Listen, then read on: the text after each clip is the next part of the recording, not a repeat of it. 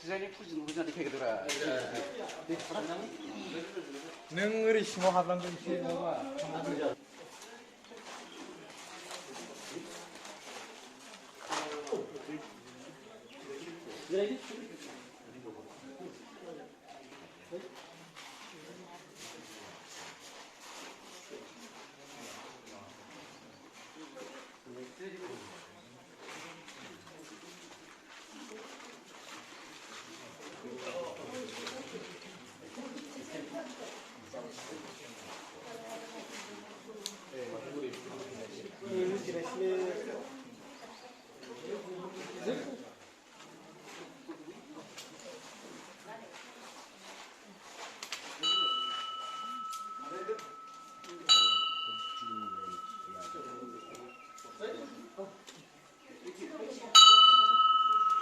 우리 시원 지내잖아요.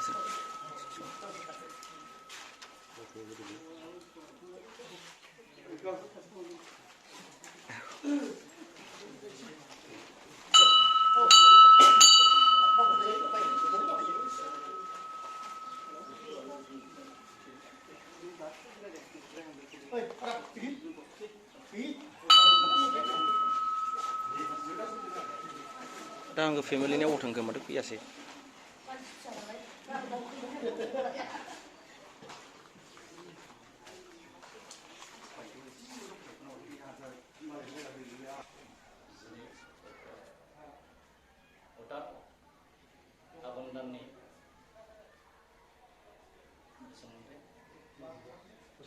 आघन दाननि 25 तारिख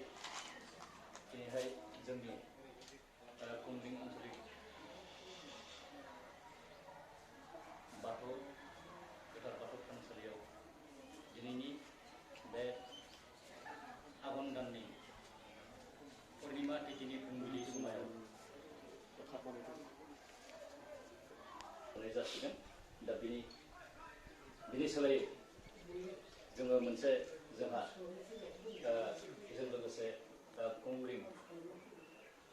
फिल्म प्रडाक्शना मोनसे बर' सावथुन 2020 मायथाइयाव रिलिज जानांगौनि थाखाय मोनसे फिल्म बर' सावथुन दिहुननो आखायाव लानाय जादों